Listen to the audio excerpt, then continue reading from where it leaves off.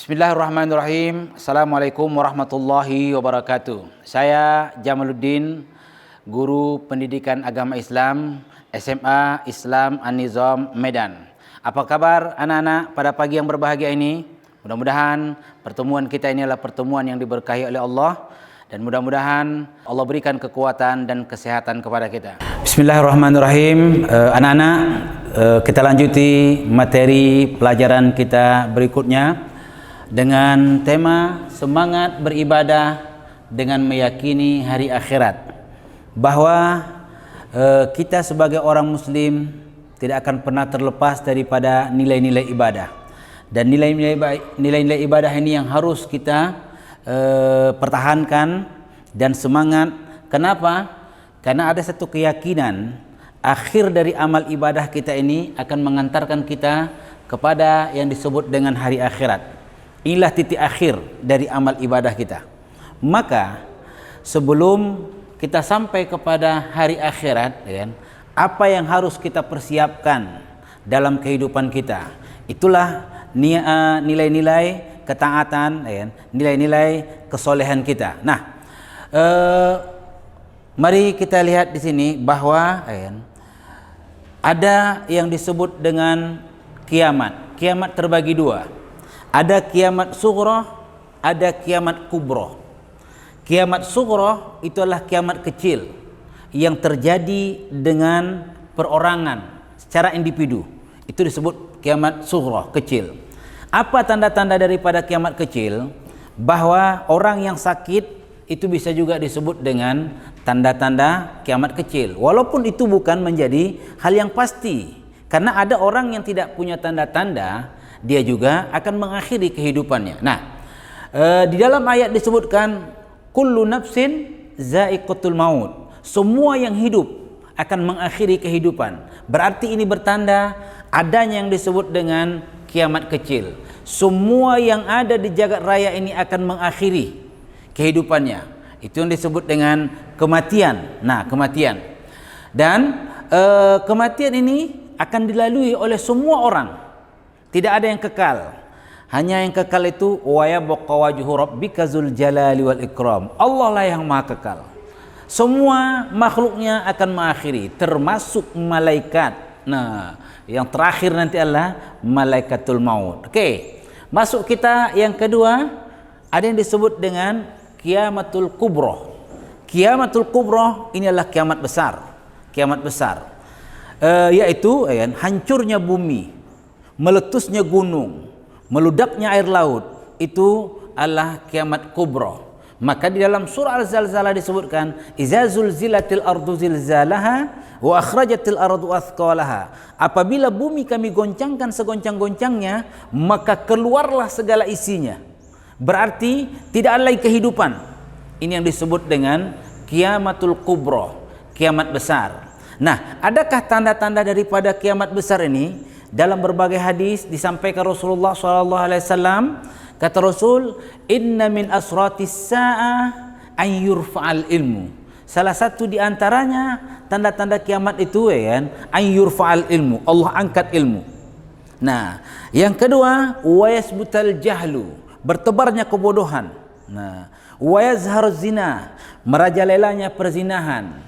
Nah, wa yuqillu rijal wa yuksirun nisa, banyaknya perempuan, sedikitnya laki-laki. Tapi di dalam hadis yang lain juga disebutkan tanda-tanda kiamat kubra ini dengan munculnya dukhon, asap. Nah, sampai disebutkan lagi bahwa ada binatang namanya dabbah yang muncul. Nah, binatang yang muncul. Nah, ini disebut dengan kiamatul kubra, kiamat besar, kiamat besar. Nah, di antara dua kiamat ini semua orang akan melaluinya.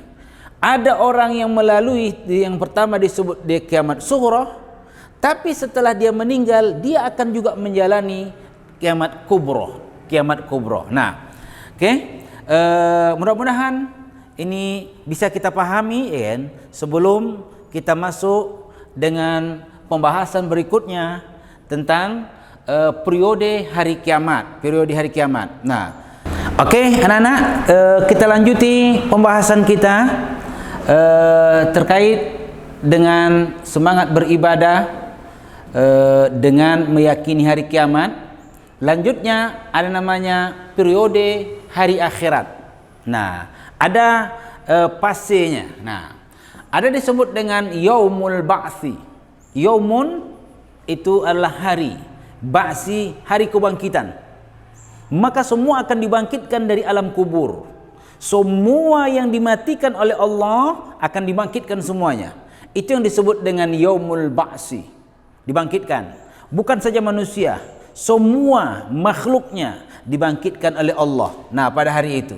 Nah, setelah itu nanti ini kita tidak menjabarkan secara perinci, tapi kita sebut secara acak. Tapi inilah yang disebut dengan periode hari akhirat. Nah, periode akhirat. Nah, sebenarnya setelah ba'si ya kan, disebut dengan yaumul hasyar. Yaumul hasar, yaitu hari dikumpulkan manusia semuanya. Makanya sering kita mendengar ada disebut dengan padang mahsyar. Padang mahsyar. Nah, padang mahsyar itu adalah semua dikumpulkan di mahsyar itu semuanya. Nah, disitulah proses balasan-balasan Allah sudah berlangsung. Ada disebutkan bahwa matahari jaraknya sejengkal dari kepala manusia. Nah, dan ada yang tenggelam dengan keringatnya. Nah, tapi ada juga pada saat itu orang yang tidak merasakan apa-apa. Nah, artinya apa? Kembali dengan nilai-nilai ibadahnya. Makanya dari tema kita awal tadi sudah kita sampaikan, ada semangat-semangat ibadah yang melahirkan satu kemudahan ketika kita berada di yaumul hasyar. Hari berkumpul. Semua dikumpulkan di situ. Nah, setelah dikumpulkan maka disebut dengan yaumul mizan.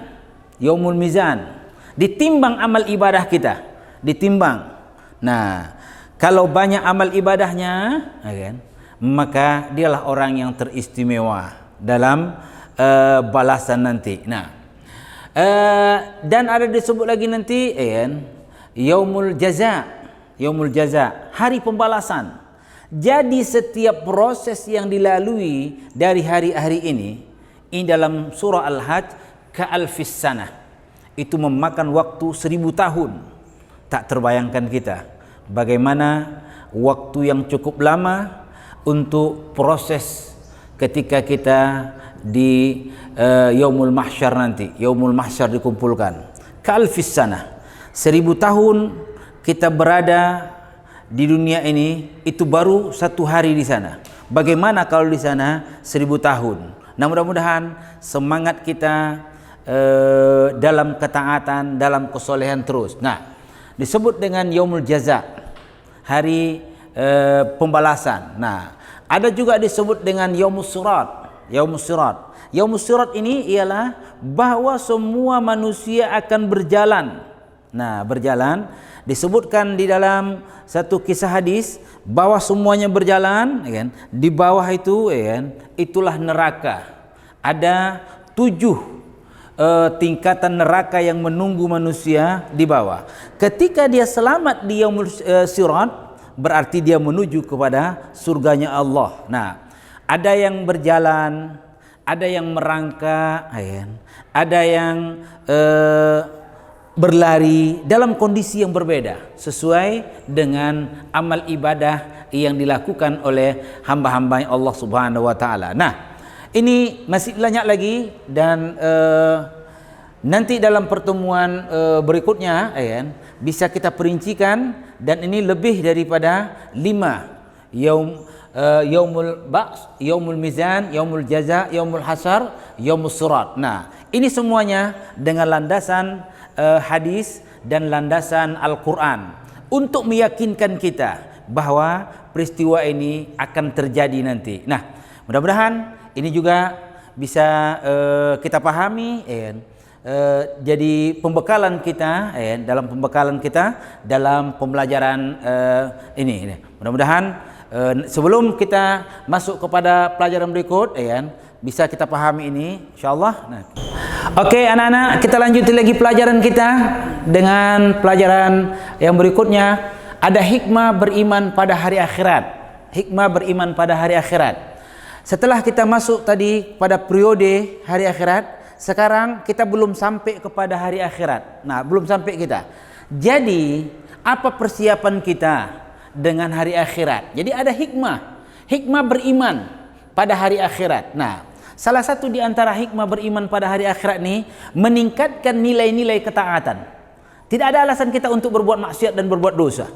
Kalau memang hari akhirat itu sudah menunggu kita, tidak ada alasan kita bermalas-malasan dalam beramal beribadah. Jadi, adanya nilai ketaatan yang harus kita bangun sebagai seorang hamba. Maka, apa sebenarnya yang menjadi tujuan hidup ini?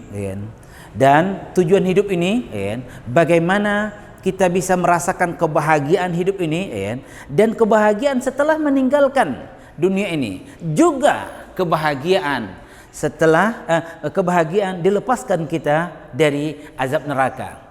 Ada satu doa yang sering dilantunkan di dalam ibadah kita, dalam solat kita. Setelah habis solat, apa doa kita itu? Rabbana atina fid dunya hasanah wa fil akhirati hasanah wa qina azabannar. Ada 3 hakikat kebahagiaan yang kita inginkan. Bahagia dunia dengan orang-orang yang taat, kan? Bahagia akhirat itu buah dari ketaatan di dunia. Nah, dan kebahagiaan itu dilepaskan kita dari azab neraka. Maka hikmah yang pertama dari beriman hari akhirat ini meningkatkan nilai ketaatan, kesolehan, perbuatan baik. Nah, kenapa? Karena ini yang bakal kita panen. Barang siapa yang berbuat kebaikan, dia akan panen dengan kebaikannya. Barang siapa buat dosa, dia akan panen. Faman ya'mal mithqala dzarratin khairan yarah, wa man ya'mal mithqala dzarratin syarran yarah. Siapa yang berbuat buruk, dia akan terima keburukan. Siapa yang berbuat baik, dia akan terima perbuatan baik. In ahsantum ahsantum li anfusikum wa in asa'tum falaha. Nah, kalau dia berbuat baik, akan kembali kebaikan kepada dia. Kalau berbuat jahat akan kembali juga. Itu namanya amal ibadah otomatis. Otomatis kembali. Nah, masuk yang kedua, bahwa orang yang beriman dengan hari akhirat menyejukkan dan mengembirakan hati. Kenapa? Ketenangan jiwa itu akan dapat dengan amal ibadah. Ketenangan jiwa. Orang belum sampai ke sana, tapi ada satu ketenangan. Maka disebutkan dalam ayat, ala bi zikrillah tatmainnul qulub. Orang-orang yang berzikir akan tenang jiwanya, Maka ada dalam akhir surah disebutkan, ya ayyatuhan nafsul mutmainnah irji'i ila rabbiki radiyatan mardiyah fadkhuli fi ibadi wadkhuli jannati. Nah, inilah harapan kita.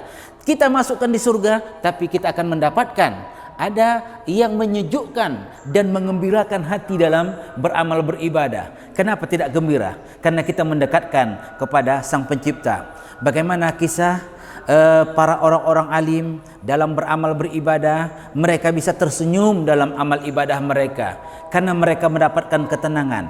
Bukan diukur kebahagiaan hati ini dengan harta, dengan kedudukan dan jabatan. Nah, masuk kita yang poin ketiga, motivasi untuk beramal ikhlas. Dengan adanya kita beriman hari akhirat, apa yang membuat kita tidak berikhlas dalam beramal beribadah ini? Semuanya ikhlaskan. Karena semuanya Allah akan terima ini semua amal ibadah kita. Kalau kita tidak ikhlas, adalah satu kesia-siaan. Makanya disebutkan qadimna ila ma amilu min amalin faj'alnahu haba'an manthura. Orang-orang yang tidak beramal beribadah nanti amal ibadahnya haba'an manthura, seperti debu yang berterbangan, tidak ada yang berbekas. Alangkah ruginya kita hidup dunia ini dengan umur yang diberikan oleh Allah, dengan kesehatan, dengan kekuatan, dengan harta, nikmat mata, nikmat telinga, tapi tidak bisa kita pergunakan. Ternyata ini semuanya membangkitkan semangat kita dengan nilai-nilai keikhlasan. Nah, keikhlasan ini hanya kepada Allah, lillahi limardatillah, hanya kepada Allah dan mengharapkan ridha Allah. Maka disebutkan apa? Innas salati wa nusuki wa mahyaya wa mamati lillahi rabbil alamin. Salatku, ibadahku ya kan, hidupku matiku ya kan. Berarti inilah yang disebut dengan ikhlas. Nah, jadi beriman kepada hari akhirat akan memunculkan satu keikhlasan dalam beribadah. Yang keempat, senantiasa menghindari perbuatan buruk. Orang akan terhindar dengan perbuatan buruk. Dia merasa bahwa akhir dari kehidupannya ini adalah kematian. Dia merasa bahwa ada balasan dengan perbuatan buruk. Kedua malaikat mendampingi kita. Kiraman katibin ya'lamuna ma taf'alun. Innal abrara lafi na'im wa innal fujara lafi jahim. Kedua malaikat akan mencatat. Kalau kita berbuat jahat, akan dicatat oleh malaikat. Kalau kita berbuat buruk, akan dicatat oleh malaikat. Jadi senantiasa kita menghindari perbuatan-perbuatan buruk. Nah, apa sikap yang buruk, perkataan yang buruk, ya kan? Pendengaran yang buruk, ya kan? Semua aktivitas kita semaksimal mungkin menghindari perbuatan-perbuatan buruk tersebut. Nah, supaya apa? Supaya semangat kita dalam beribadah ini ya kan, bisa terjaga. Ketika orang terus dalam rangka berbuat maksiat dan berbuat dosa, semangat ibadahnya juga akan berkurang. Nah, yang terakhir, menjauhi prasangka buruk. Bahwa ini perkara hati. Ada prasangka buruk dengan orang. Ada nauzubillah summa nauzubillah, berprasangka buruk dengan Allah. Ketika ada orang yang dilebihkan dengan nikmatnya, ternyata kita tidak dilebihkan dengan nikmat, bolehkah kita berprasangka buruk dengan Allah? Nauzubillah summa nauzubillah. Jangan kita berprasangka buruk dengan Allah. Jadi amal ibadah kita ya, menghindari kita dari prasangka-prasangka yang tidak benar dalam hidup ini. Terkadang tekanan hidup ini ya, itu yang membuat prasangka kita dengan orang yang tidak bagus, prasangka kita dengan Allah. Tapi kalau kita sudah beramal beribadah, kita berprasangka baik saja dengan Allah. Semuanya yang diberikan oleh Allah, walaupun berbeda dengan apa yang kita dapati, fahuwa afdalu minni. Yang kita dapat itulah sebenarnya yang terbaik bagi kita. Nah, anak-anak kami yang dirahmati oleh Allah ya, barangkali tema ini membangkitkan semangat kita, gairah kita kembali, karena kalian adalah sebagai seorang pelajar, bahwa semangat belajar juga harus kita munculkan ya. Semangat belajar, kegigihan kalian dalam menghadapi tantangan hidup ini ya, dan juga amal ibadah kita di mana saja ya, kita harus tetap pertahankan nilai-nilai itu. Mudah-mudahan pertemuan kita ini pertemuan yang dirahmati oleh Allah, diberkahi oleh Allah, dan mudah-mudahan mendapatkan manfaat dari pertemuan kita. Wallahu alam. Alhamdulillah, demikian video pembelajaran kita hari ini. Insyaallah kita akan ketemu dalam video pembelajaran berikutnya. Jangan lupa like, comment, and share. SMA Islam Anijom, unggul, cerdas, Islami. Assalamualaikum warahmatullahi wabarakatuh.